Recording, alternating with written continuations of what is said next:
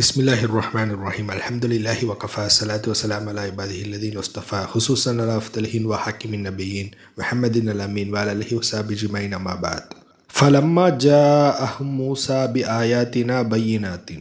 மூசா அலைஹிஸ்ஸலாத்து வஸ்ஸலாம் ஒரு தெளிவான சான்றை அந்த மக்களிடம் கொண்டு வந்தபோது காலு மஹாதா இல்லா சிஹ்ருன் முஃப்தரன், அதாவது இது வெறும் இட்டுக்கட்டப்பட்ட சூனியத்தை தவிர வேறு எதுவுமே இல்லைன்னு அந்த மக்கள் சொன்னாங்க. ஒமா சமிஅனா பிஹாதா ஃபி ஆபா இனல் அவ்வலீன். அதே போன்று நீங்கள் சொல்கிறீங்களா, அதாவது ஒரு இறைவனை தான் நீங்கள் வணங்கணும், அந்த அல்லாஹு தாலாவை தவிர மற்ற யாரையுமே வணங்கக்கூடாது அப்படின்னு சொல்கிறீங்களா, இதை எங்கள் முன்னோர்கள் கூட எங்களுக்கு சொன்னதில்லை அப்படின்னு சொல்கிறாங்க. அதற்கு மூசா அலைஹிஸ்ஸலாத்து வஸ்ஸலாம் பதில் சொல்கிறாங்க, வகால மூசா ரப்பி அல்லமு பிமா ஜாஅ பில் ஹுதா மின் இன்திஹி வமா தகூனு லஹு ஆகிபத்துத்தார். மூசா அலைஹிஸ்ஸலாத்து வஸ்ஸலாம் அந்த மக்கள்கிட்ட சொல்கிறாங்க, நேர்வழி பெற்ற நல்ல மனிதர்கள் அவங்களுடைய நிலை என்ன என்பதையும், குறிப்பாக தீர்ப்பு நாள் அப்போ அவங்களுடைய முடிவு நல்ல விதமாக இருக்கும் என்பதையும் அல்லாஹு தாலாவே அறிந்தவனாக இருக்கிறான். இன்னஹூலா இஃப்லிஹு ஸாலிமூன், நிச்சயமாக கொடுமைக்காரர்கள் ஒருபோதும் வெற்றி அடைய மாட்டாங்கன்னு மூசா அலைஹிஸ்ஸலாத்து வஸ்ஸலாம் அந்த மக்கள்கிட்ட சொல்கிறாங்க. போன தொடரில் பார்த்தோம்ல, ஃபிரௌன் மூசா அலைஹிஸ்ஸலாத்து வஸ்ஸலாம் அவங்களை கொலை செய்ய வேண்டும் என்று திட்டம் தீட்டிய போது அந்த அமைச்சர் கூட்டத்தில் இருந்த ஒரு கிப்தி சமுதாயத்தை சேர்ந்தவர் ஃபிரௌனை தடுத்திருப்பாங்க. அவங்க ஃபிரௌனுடைய சாச்சாவுடைய பையன், அவங்களுடைய பெயர் ஷம்மான்னு சொல்லிட்டு போன தொடரில் நம்ம சொல்லியிருந்தோம். இப்போ அந்த ஷம்மான் அப்படிங்கிறவங்க அவங்களுடைய சமுதாய மக்கள்கிட்ட ஒரு சில அட்வைஸ்லாம் பண்ணுறாங்க. அது சூரா முஃமினில் 29வது வசனத்தில் பதிவு செய்யப்பட்டுள்ளது. யா கௌமி லக்குமுல் முல்குல் யௌம, அவங்க அந்த சமுதாய மக்கள்கிட்ட சொல்கிறாங்க, என்னுடைய சமுதாய மக்களே, இந்த நாளில் உங்களிடம் ஆட்சி அதிகாரம் இருக்கிறது. வாஹிரீன ஃபில் அருதி ஃபமையோ சுருனாமியோ பாசில்லாஹியோ ஜஅன, இந்த பூமியில் இப்போதைக்கு நீங்கள் மேலோங்கியவர்களாக இருக்கிறீங்க, ஆனால் அல்லாஹு தாலாவுடைய வேதனை உங்கள் மீது வந்துவிட்டால் உங்களுக்கு யார் உதவி செய்வா அப்படின்னு கேட்குறாங்க. அதாவது இப்போதைக்கு அல்லாஹு தாலா உங்களுக்கு ஆட்சி அதிகாரத்தை கொடுத்துருக்குறான், நீங்கள் மேலோங்கி இருக்கிறீங்க, ஆனால் அல்லாஹு தாலாவுடைய வேதனை உங்கள் மீது வந்துவிட்டால் உங்களுக்கு யார் உதவி செய்வா? ஸோ அல்லாஹு தாலா உங்களுக்கு ஆட்சி அதிகாரத்தை கொடுத்துருக்குறான்னு சொல்லிட்டு நீங்கள் ஆணவம் கொண்டு தெரியாதீங்க, அல்லாஹ் தவிர உங்களுக்கு யாரும் உதவி செய்ய மாட்டாங்க அப்படின்னு சொல்கிறாங்க. இவை அனைத்துமே அந்த கிப்தி சமுதாயத்தில் இருக்கக்கூடிய மலாக்கள் தலைவர்கள், அங்கே இருக்கக்கூடிய மக்கள்கிட்ட அவங்க அட்வைஸ் பண்ணுறாங்க. அதற்கு ஃபிரௌன் அங்கே இருக்கக்கூடிய மலாக்கள் தலைவர்கள், அங்கே இருக்கக்கூடிய மக்கள், அது மட்டும் இல்லாமல் அவங்களுடைய சாச்சா பையன்ட்ட அவங்கள்ட்டே சொல்கிறாங்க, கால ஃபிரௌனுமா யுரீக்கும் இல்லாமா அரா ஒமா ஹதீக்கும் இல்லா சபீல ரஷாத். ஃபிரௌன் சொல்கிற, நிச்சயமாக எனக்கு தென்படுகின்ற பொருத்தமான கருத்தை தவிர எதையுமே நான் உங்கள்கிட்ட சொல்லலை, நிச்சயமாக நான் உங்களுக்கு நலம்தான் நாடுறேன், அதாவது நேர்வழியை தான் காட்டுறேன் அப்படின்னு சொல்கிறான். தனக்கு எதிராக பேசக்கூடிய யாராக இருந்தாலும் ஃபிரௌன் கொலை பண்ணிடுவான். ஆனால் ஃபிரௌன் இந்த ஷம்மானை எதனால் கொலை பண்ணலைன்னு சொன்னால், ஃபஸ்ட்டு விஷயம், இவர் வெளிப்படையாக நான் இஸ்லாத்தை ஏற்றுக்கிட்டேன் அப்படின்னு டிக்ளேர் பண்ணல. குரானில் என்ன வந்திருக்குன்னு சொன்னால், இவர் இறை நம்பிக்கையை மறைத்து வைத்திருந்தார் அப்படின்னு தான் வந்திருக்குது.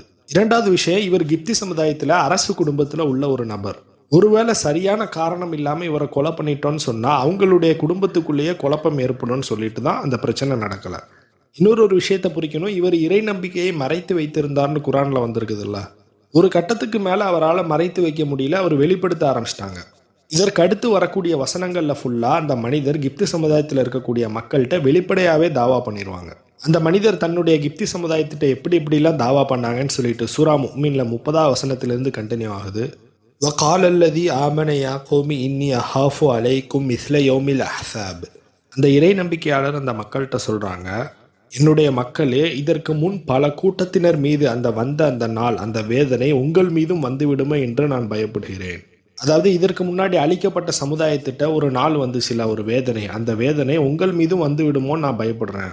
மிஸ்ல தஅபி கௌமி நூஹிம் வ ஆதிம் வ சமூத வல்லதீன மின் பஅதிஹிம். அது எப்படின்னு சொன்னால், நூஹ் அலைஹிஸ்ஸலாத்து வஸ்ஸலாம் அவங்களுடைய சமுதாயம், ஆது சமூது சமுதாயம், அவங்களுக்கு பின் வந்த சமுதாயம், அவங்களுக்கு வந்த அந்த நாளை போன்று உங்களுக்கு வந்து விடுமோ என்று நான் பயப்படுறேன். வமல்லாஹு யுரீது ஸுல்மல் லில் இபாத். நிச்சயமாக அல்லாஹு தாலா தன்னுடைய அடிமைகளுக்கு, தன்னுடைய அடியாறுகளுக்கு வேணுமென்றே அநீதி இழைக்க விரும்ப மாட்டான் அப்படின்னு சொல்கிறாங்க. யா கௌமி இன்னி அஹாஃபு அலைக்கும் யௌம ஸனாத். அந்த மனிதர் தன்னுடைய சமுதாயத்திட்ட சொல்கிறாங்க, என்னுடைய சமுதாயத்தினரே, ஒருவர் மற்றொருவரை அழுது புலம்பி அழைக்கும் நாள் உங்கள் மீது வந்துவிடுமோ என்று நான் பயப்படுகிறேன். அதாவது இது மறுமை நாளை குறிக்குது. யௌமத்து வல்லூன முதிபிரீன மாலக்கும் மினல்லாஹி மின் ஆசிம். அந்த நாளில் நீங்கள் திரும்பி கூட பார்க்காம ஓடிக்கொண்டிருப்பீங்க. அவ்வேளையில் அல்லாஹு தாலாவை தவிர உங்களை காப்பாற்றுபோர் யாரும் இருக்க மாட்டாங்க. ஒமை யுத்லில் இல்லாஹு ஃபமாலஹு மின்ஹாத். அதாவது அல்லாஹு தாலா யாரை வழிகேட்டிலேயே விட்டு விடுகின்றானோ அவர்களுக்கு நேர்வழி காட்டுவோர் யாரும் இருக்க மாட்டாங்க. நிச்சயமாக ஹிதாயத் அல்லாஹு தாலாவிடத்தில் மட்டும்தான் இருக்குது, அதை அடையக்கூடிய முயற்சி நம்ம இடத்துல இருக்குது. வலகது ஜாஅக்கும் யூசுஃபு மின் கபுலு பில் பையினாத்தி ஃபமா ஜில்தும் ஃபி ஷக்கி மிம்மா ஜாஅக்கும் பிஹ். இப்போ அந்த மனிதர் தன்னுடைய சமுதாயமான கிப்தி சமுதாயத்திட்ட சொல்கிறாங்க, இதற்கு முன்னாடியும் யூசுப் அலைஹிஸ்ஸலாத்து வஸ்ஸலாம் உங்கள்கிட்ட தெளிவான சான்றை கொண்டு வந்தாங்க. அவங்க கொண்டு வந்த அறிவுரைகளை நீங்கள் ஏற்றுக்கொள்ளலை, சந்தேகத்திலேயே தான் இருந்தீங்க. ஹத்தா இதா ஹலக்க குல்தும் லை யபஅஸல்லாஹு மின் பஅதிஹி ரசூலா. அவங்க மரணித்த பிறகு இதற்கப்புறம் ஒரு ரசூல் வரவே மாட்டாங்கன்னு சொல்லிட்டு நீங்கள் சொன்னீங்க. கதாலிக்க யுதில்லுல்லாஹு மன்ஹுவ முஸ்ரிஃபுன் முர்தாப். இவ்வாறே வரம்பு மீறுவோர், ஐயம் கொள்வோர் அனைவரையுமே அல்லாஹு தாலா வழிகேட்டிலேயே விட்டு விடுகிறான். ஸோ நம்ம யூசுப் அலைஹிஸ்ஸலாத்து வஸ்ஸலாம் வரலாற்றிலே பார்த்துருந்தோம். யூசுப் நபி அங்கே இருக்கக்கூடிய கிப்தி சமுதாயத்தில் இருக்கக்கூடிய மக்கள் எல்லாருக்குமே தாவா பண்ணியிருக்கிறாங்க. அவங்க ஆட்சி செய்ததுமே இஸ்லாமிய முறைப்படி தான் ஆட்சி செஞ்சுருக்கிறாங்க. அதே சமயத்தில் ஆன்மீக ரீதியான உபதேசங்களையும் அங்கே இருக்கக்கூடிய கிப்தி சமுதாயத்தில் உள்ள மக்கள்கிட்ட சொல்லியிருக்கிறாங்க. ஆனால் அந்த மக்கள் அந்த அறிவுரைகளை ஏற்றுக்கிடவே இல்லை. அந்த மக்கள் அனைவருமே யூசுப் அலைஹிஸ்ஸலாத்து வஸ்ஸலாம் மரணித்த பிறகு இவங்களுக்கு அடுத்து ஒரு இறை தூதர் வரவே மாட்டாங்கங்கிற நம்பிக்கையில் தான் இருந்தாங்க. ஒரு சில முஸ்லீம்கள் தப்பாக புரிஞ்சு வச்சுருக்கிறாங்க. என்னன்னு சொன்னால், ஒரு இஸ்லாமிய ஆட்சி நடக்கும்போது அங்கே இருக்கக்கூடிய இஸ்லாம் அல்லாத மக்கள், அதாவது சிலையை வணங்குவாங்கல்ல, அந்த மக்கள் எல்லாரையுமே வற்புறுத்தி இஸ்லாத்தை ஏற்றுக்க வைக்கணும், அங்கே இருக்கக்கூடிய கோவில்களை ஃபுல்லாக இடிக்கணுங்கிற மாதிரி தப்பாக புரிஞ்சு வச்சுருக்கிறாங்க. ஆனால் இஸ்லாம் அப்படி சொல்லவே இல்லை. ஒரு இஸ்லாமிய ஆட்சி நடக்குதுன்னு சொன்னால் அதில் கலீஃபா அங்கே இருக்கக்கூடிய இஸ்லாம் அல்லாத மக்கள்கிட்ட எந்த விஷயத்தை கட்டாயப்படுத்தணும்னு சொன்னால், குற்றவியல் சட்டம், பீனல் கோடு, ஃபினான்ஷியல் லா, அதே மாதிரி பொலிட்டிக்கல் சிஸ்டம், இந்த விஷயத்தை தான் கட்டாயப்படுத்துது. ஆன்மீக ரீதியான விஷயங்களில் அவங்களுக்கு கொடுக்க வேண்டிய சுதந்திரத்தை நம்ம முழுமையாக கொடுக்கணும்னு தான் சொல்லுது. எந்த அளவுக்குன்னு சொன்னால், நம்ம ஜிசியா வாங்குறோம்ல, அதில் அவங்களுடைய வக்ஃபு சொத்து, கோவில்கள், அதெல்லாம் பராமரிக்கிறதுக்கு கூட நம்ம காசு கொடுக்கலாம். அதே சமயத்தில் அவங்களுடைய மனசு புண்படாத முறையில் அவங்களுக்கு இஸ்லாத்தை எடுத்து சொல்லணும்னு சொல்லுது. நாம் நல்ல முறையில் இஸ்லாத்தை பின்பற்றணும்னு சொன்னால், நல்ல முறையில் நடந்துக்கிட்டோன்னு சொன்னால், நம்முடைய செயல்களை பார்த்து, நம்மளுடைய நடத்தையை பார்த்து அவங்களே இஸ்லாத்துக்கு வருவாங்க. ஒரு 3 நாளைக்கு முன்னாடி கூட ஒரு நடிகர் இஸ்லாத்தை ஏற்றுக்கிட்ட செய்தியை நம்மளால் கேள்விப்பட முடியுது. அவங்க ஏன் இஸ்லாத்தை ஏற்றுக்கிட்டாங்கன்னு சொல்கிறாங்கன்னு சொன்னால், அவங்க பள்ளிவாசலுக்கு போனாங்க, அதில் அல்லாவை வணங்குவதற்கு எல்லாத்துக்கும் சமமாக உரிமை கொடுக்கப்படுது, இந்த விஷயத்தை நான் எங்கேயுமே ஃபீல் பண்ணதில்லை, அதனால் நான் இஸ்லாத்தை ஏற்றுக்கிட்டேன்னு சொன்னாங்க. ஸோ யூசுப் அலைஹிஸ்ஸலாத்து வஸ்ஸலாம் எகிப்தில் இஸ்லாமிய முறைப்படி ஆட்சி செஞ்சாங்க. அதே சமயத்தில் அந்த எகிப்தில் வாழ்ந்த மக்கள், கிப்தி சமுதாயத்தில் உள்ளவங்க எல்லாருமே சிலையை வணங்கக்கூடிய மக்களாக இருந்தாங்க. அவர்களுக்கான அந்த ஆன்மீக ரீதியான சுதந்திரமும் கொடுக்கப்பட்டது.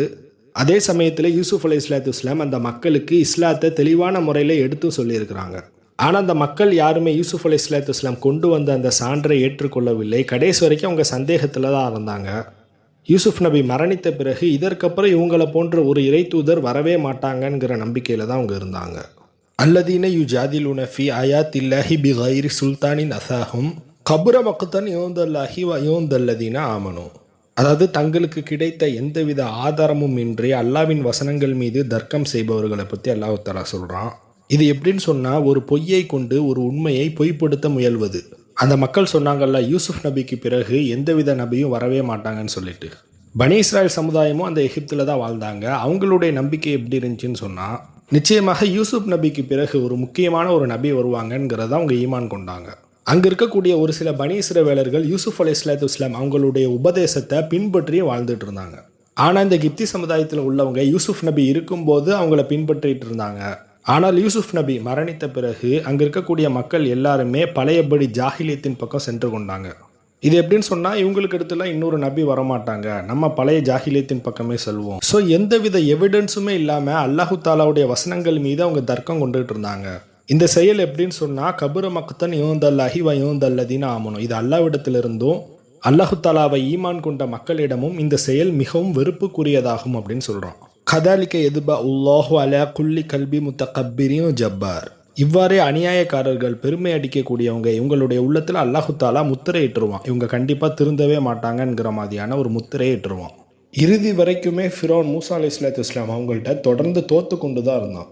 முதல்ல மூசா அலைஹிஸ்ஸலாத்து வஸ்ஸலாம் சூனியக்காரர்களை வீழ்த்தினது ஒரு மிகப்பெரிய தோல்வியாக இருந்தது.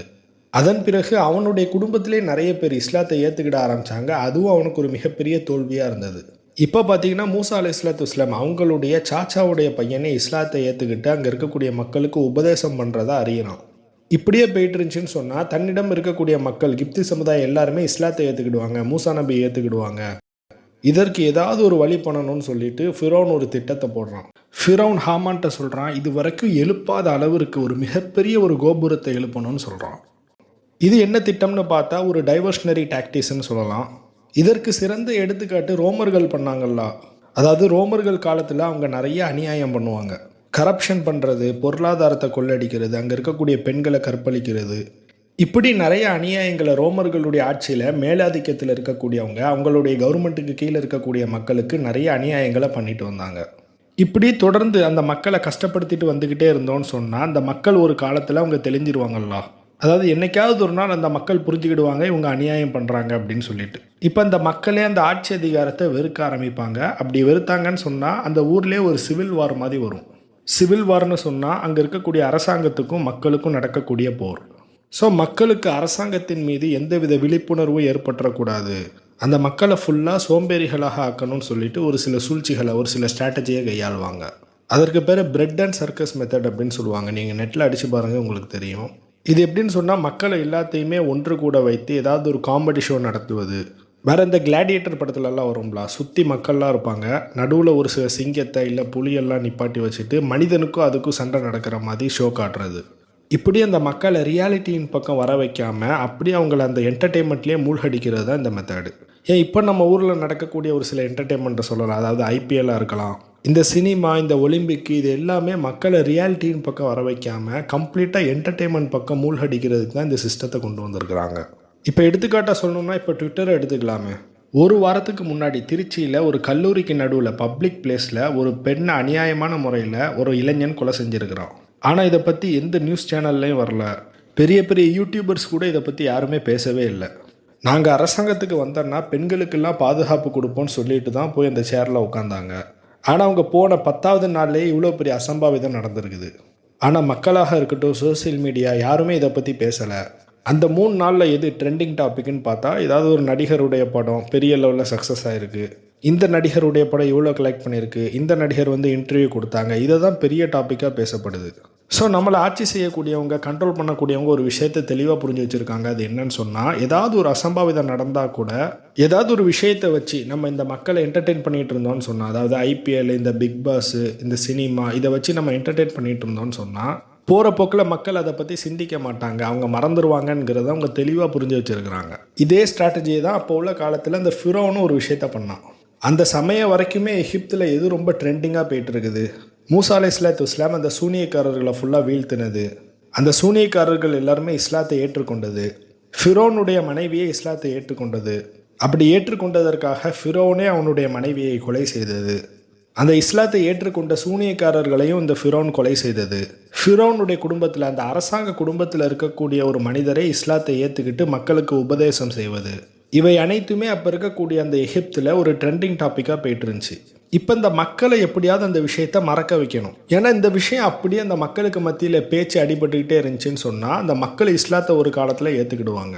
அப்படி ஏற்றுக்கிட்டாங்கன்னு சொன்னால் தன்னுடைய அரசாங்கத்துக்கு ஒரு காலத்தில் ஆபத்தாயிரும். இப்போ நம்ம மக்கள், நம்ம சமுதாயம் இதை பற்றி பேசக்கூடாதுன்னு சொன்னால் அவங்க ரொம்ப முக்கியமாக நினைக்கிற ஏதாவது ஒரு விஷயத்தை, இதை விட முக்கியமான விஷயத்தை அந்த மக்களுக்கு மத்தியில் கொண்டு வரணும்.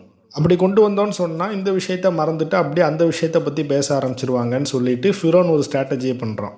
இது பார்த்திங்கன்னா சூரா முஃமினில் 36வது வசனம், வகால ஃபிர்அவுனு யா ஹாமான் உப்னுலி சர் அல்ல அல்லி அபுலுகல் அஸ்பாப். ஃபிரோன் ஹாமான்ட்ட சொல்கிறான், ஹாமானே நீ எனக்காக ஒரு உயர்ந்த கோபுரத்தை எழுப்பு.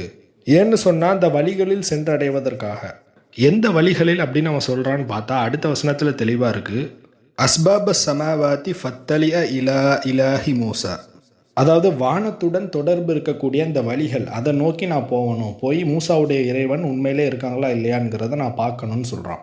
வ இன்னில உம்முஹு காதிபா, நிச்சயமாக இந்த மூசா பொய் தான் சொல்கிறாங்கங்கிறத நான் கருதுறேன் அப்படின்னு ஃபிரோன் சொல்கிறான். இந்த இடத்துல ஃபிரோன் எதனால் நான் வானத்திற்கு சென்று மூசாவுடைய இறைவனை நான் சந்திக்கணும்னு சொல்கிறான்னு சொன்னால் இதற்கு பின்னாடி ஒரு மிகப்பெரிய மர்மமான விஷயமே இருக்குது. ஆனால் இந்த விஷயம் 100க்கு 100 உண்மையானது அப்படிங்கிறது என்னால் சொல்ல முடியாது. கிட்டத்தட்ட இது ஒரு கான்ஸ்பிரசி தியரி மாதிரி நம்ம எடுத்துக்கலாம். இப்போ உள்ள காலங்களில் ஒரு சில சீக்ரெட் சொசைட்டிஸ் என்று அழைக்கப்படக்கூடியவங்க எப்படி ஜின்களோடு தொடர்பு வச்சுருக்கிறாங்களோ, அதாவது ஏரியா 51 அதில் நிறைய ஏலியன்கள்லாம் இருக்கிற மாதிரிலாம் ஒரு சில தியரிஸ்லாம் உண்டு. இதே போன்று அப்போ வாழ்ந்த எகிப்தில் வாழ்ந்த மக்களும் ஒரு சில ஜின்களோடு தொடர்பு வைத்து கொண்டாங்க அப்படிங்கிற மாதிரியும் ஒரு சில கருத்துக்கள் இருக்குது. இது எப்படின்னு சொன்னால், ஒரு பிரமிடை கட்டும்போது ஒரு செலஸ்டியல் பாடிஸ், அதாவது ஸ்டாருடைய அந்த ஷேப்புக்கு தகுந்தபடி அது கட்டணும்னு சொன்னால் இன்னொரு டைமென்ஷனுக்கு போகக்கூடிய ஒரு அட்வான்ஸான ஒரு டோர்வே வந்து உருவாகும் அப்படின்னு போட்டிருக்கு. இதோடைய பேர் ஸ்டார்கேட் தியரி அப்படின்னு சொல்லுவாங்க. பொதுவாக அப்போ ஃபிரௌன் காலத்தில் வாழ்ந்த மக்கள் எல்லாருமே ஜின்களை தான் கடவுளாக நினச்சிக்கிட்டு இருந்தாங்க. பொதுவாக உங்களுக்கே தெரியும், ஜின்கள் வந்து நம்மளுடைய டிமென்ஷனில் வாழக்கூடிய உயிரினம் கிடையாது, அது வேறு டிமென்ஷனில் வாழும். ஒருவேளை அது நம்ம டிமென்ஷனுக்கு வரதா இருந்தோன்னா அது ஒரு மனித ரூபத்திலேயோ இல்லை பாம்பு ரூபத்திலேயோ தான் வர முடியும். இந்த பிரமிடுடைய ஸ்ட்ரக்சரை கிட்டத்தட்ட ஒரு சூனியம் மாதிரி நம்ம எடுத்துக்கலாம். இந்த ஸ்டார்கேட் அப்படிங்கிறத இப்போ இருக்கக்கூடிய ஒரு சில கோவில்களையும் நம்மளால் பார்க்க முடியும். மிகப்பெரிய லெவலில் உயரமான கோபுரத்தை எழுப்பி அதற்கு நடுவில் ஒரு அப்படி கேட்டு மாதிரி ஒன்று ஃபார்மில் இருக்கும். இவை அனைத்துமே இந்த புக்கில் இந்த ஜின்களோடு தொடர்பு வைத்துக்கொள்ள தான் இந்த மாதிரி போட்டிருக்குதுன்னு போட்டிருக்கு. ஸோ அதனால தான் ஃபிரௌன் சொல்கிறான், நான் உயரமாக ஒரு கோபுரத்தை எழுப்பி அதற்கு மேலே சென்று நான் கடவுளை பார்க்க போகிறேன் அப்படின்னு சொன்னான். மூசாவுடைய இறைவன் ஒருத்தர் இருக்காரா இல்லையா, நான் அங்கே போய் பார்த்துக்கிறேன் அப்படிங்கிற மாதிரி சொன்னதற்கு காரணம் இதுதான். ஆனால் அவனுடைய கருத்துக்களை பொறுத்தவரையில் கடவுள் இன்னொரு டிமென்ஷனில் தான் இருப்பார் அப்படின்னு நினச்சிக்கிட்டான். ஆனால் 7 வானங்களும் அந்த 7 டிமென்ஷனுமே அல்லாஹு தாலாவுடைய அர்ஷை சுற்றி இயங்கிட்டு இருக்குது, அதாவது தவாபு செஞ்சுக்கிட்டு இருக்குது. கடவுளை நெருங்கவே முடியாது அப்படிங்கிற இல்மு அவனுக்கு அப்போ இல்லை. வகதாலிக்க ஜுயின் அலி ஃபிர் அவுன சூ அமலிஹி வ சுத்த அனி சபீல். இவ்வாறே ஃபிரௌன் செய்யக்கூடிய காரியங்கள் அனைத்துமே அவனுக்கு அழகாக காட்டப்பட்டது. நிச்சயமாக அவன் நேர்வழியை விட்டு தடுக்கப்பட்டான். ஒமா கைது ஃபிரௌன இல்லா ஃபி தபாபி. அந்த ஃபிரௌன் செய்த எல்லா சூழ்ச்சிகளுமே அவன் அழிவின் பக்கம்தான் அழைத்து செல்லப்பட்டது. இதே வசனம்தான் சூரா கசஸில் 38வது வசனத்தில் வந்திருக்கும். சுட்ட களிமண்ணால் தயாரிக்கப்பட்ட கற்களால் ஒரு மிகப்பெரிய கோபுரத்தை எழுப்புவாயாக அப்படின்னு சொல்லியிருப்பான். இந்த சுட்ட களிமண் கற்களால் பெரிய பெரிய கோபுரத்தை எழுப்புகிற அந்த டெக்னிக்கை வந்து முதல்ல கண்டுபிடிச்சது நம்ரூத்து நம்ம ஆல்ரெடி சொல்லியிருந்தோம். 42வது தொடரில் இதை பற்றி நான் தெளிவாக சொல்லியிருப்பேன். ஸோ ஃபிரௌன் ஹாமான்ட்ட சொல்கிறான், இது வரைக்கும் நீ எழுப்பாத அளவிற்கு ஒரு மிகப்பெரிய கோபுரத்தை கட்டணும். வரலாற்று அறிஞர்கள் சொல்கிறாங்க, இவன் எழுப்பிய அந்த கோபுரத்தின் உயரம் அளவிற்கு இது வரைக்கும் எந்த கோபுரமுமே கட்டப்படவில்லை அப்படின்னு சொல்கிறாங்க. இது வரைக்கும் 50,000 பொறியாளர்கள், அதாவது 50,000 இன்ஜினியர்ஸ் அந்த பிரமிட் கட்டுவதற்கு வேலை பார்த்துருக்குறாங்கன்னு வந்திருக்குது. அதே போன்று இந்த கொத்தனார் வேலை, கையால் வேலை, இதெல்லாம் யார் பார்த்தாங்கன்னு சொன்னால் பனி இஸ்ரவேலர்கள் தான் பார்த்தாங்க. ஏன்னு சொன்னால் இப்போ உள்ள காலங்களில் களிமண்ணை சுட்டு செங்கலாக வடிவமைத்து பிரமிடு கட்டுறதுல ரொம்ப சிறந்தவர்களாக இருந்தவங்க இந்த பனி இஸ்ரவேலர்கள். இப்போ இதற்கு முன்பு இருந்ததை விட இந்த பனி இஸ்ரவேலர்கள் கிப்து சமுதாயத்தால் சித்திரவதை செய்யப்பட்டாங்க. பனு இஸ்ரவேலர்களுக்கு எப்போம்லாம் அநீதி இழைக்கப்படுதோ அப்போல்லாம் அவங்க மூசா அலைஹிஸ்ஸலாத்து வஸ்ஸலாம் அவங்கள்ட்ட வந்து சொல்லுவாங்க. அப்போ மூசா நபி சொல்லுவாங்க, நீங்கள் பொறுமையாக இருங்க, நிச்சயமாக அல்லாஹு தாலா இந்த சமுதாயத்தை அழிச்சிட்டு திருப்பி உங்களுக்கு கிலாஃபத்தை கொடுப்பான் அப்படின்னு சொல்லுவாங்க. சரி, இப்போது சில வருடங்கள் கழித்து அந்த பிரமிடு பனி இஸ்ராயல்கள் மூலமாக கட்டி முடிக்கப்பட்டது. அந்த எகிப்தில் வாழக்கூடிய மக்களுடைய சிந்தனை ஃபுல்லாக இந்த பிரமிடு பக்கம்தான் இருந்தது. இப்போது அந்த பிரமிடு கட்டி முடிக்கப்பட்ட பிறகு ஃபிரௌன் தன்னுடைய குதிரையில் ஏறி அந்த கோபுரத்துடைய உச்சிக்கு போகிறான். இப்போ உச்சிக்கு போன உடனே வயுருஹாஃபி ஹாதிஹில் கிஸ்ஸத்த அன்ன ஃபிர் அவுன இருத்தகா ஃபவுகஹு ஃபரமா பினுஷா பிஹி இலசமா. இப்போ உச்சிக்கு போன உடனே தன்னுடைய அம்பால் வானத்தை நோக்கி எய்கிறான். அங்கே அடித்த உடனே இப்போ அந்த அம்பு மேலே போயிட்டு ரிட்டன் வரும்போது அந்த அம்பில் ஃபுல்லாக ரத்தமாக இருந்துச்சு. அதில் என்ன போட்டிருக்குன்னா ஃபர்தத்திலேஹி மல்துஹத் பித்தம், அதாவது மேலே போன அந்த அம்பு கீழே வரும்போது அந்த அம்பு ஃபுல்லாக ரத்தமாக இருந்தது. இப்போ அந்த அம்பில் ரத்தம் இருந்ததுனால சுற்றி இருக்கக்கூடிய தன்னுடைய சமுதாயத்திட்ட தன்னுடைய படை வீரர்கள்ட்டெல்லாம் சொல்கிறான், பாருங்கள் இந்த அம்பை, நான் மூசாவுடைய இறைவனை கொலை செய்து விட்டேன் அப்படின்னு சொல்கிறான். இதே தவிர கியாமனாலுடைய அடையாளம் சம்பந்தப்பட்ட ஹதீதுகளில் யாஜூஜ் மஜூஜுகளும் செய்வாங்கன்னு சொல்லிட்டு ஒரு சில ஹதீதுகளை பார்க்க முடிகிறது. இந்த ஃபிரௌன் செய்த அந்த செயலை பற்றி வரலாற்று நூட்களில் தான் பதிவு செய்யப்பட்டுள்ளது. இந்த செய்தி நேரடியாக அர்த்தம் கொண்டதா இல்லை மறைமுகமான அர்த்தம் கொண்டதா அப்படிங்கிறது எனக்கு சரியாக தெரியலை. இந்த ஹதீதுகளில் வரக்கூடிய யாஜூஜ் மஜூஜுகள் இப்போ அமெரிக்காவை ஆட்சி செய்யக்கூடியவங்க தான் அப்படிங்கிறத நம்ம ஆல்ரெடி சொல்லியிருந்தோம். அப்போ உள்ள காலத்தில் அம்புன்னு சொன்னால் இப்போ உள்ள காலத்தில் மிசைல். மேபி உங்கள் மிசைலை வானத்தை நோக்கி எய்து நான் கடவுளை கொலை செய்து விட்டேன் அப்படின்னு கூட சொல்லலாம். ஸோ மூசா நபி கொண்டு வந்த அந்த தீனு கிப்தி சமுதாயத்தில் உள்ள மக்களுடைய உள்ளங்களில் பெயரக்கூடாதுன்னு சொல்லிட்டு இந்த மாதிரியான ஒரு சில சூழ்ச்சிகளை ஃபுல்லாக செய்கிறான். ஃபபாதல்லாஹு ஜிப்ரீல் அலைஹிஸ்ஸலாத்து வஸ்ஸலாம் இந்த குரூபி ஷம்ஸ், சூரியன் மறையக்கூடிய வேளையில் ஜிப்ரீல் அலைஹிஸ்ஸலாத்து வஸ்ஸலாம் அவங்கள அல்லாஹு தஆலா அனுப்பி வைக்கிறான். இப்போ தன்னுடைய ரெக்கையால் ஜிப்ரீல் அலைஹிஸ்ஸலாத்து வஸ்ஸலாம் அந்த பிரமிடை ஒரு தட்டுறாங்க. இப்போ அந்த பிரமிடு சுக்குநூறாக நொறுங்கி போகுது. அந்த பிரமிடு மொத்தமாக 3 துண்டாக உடையுது.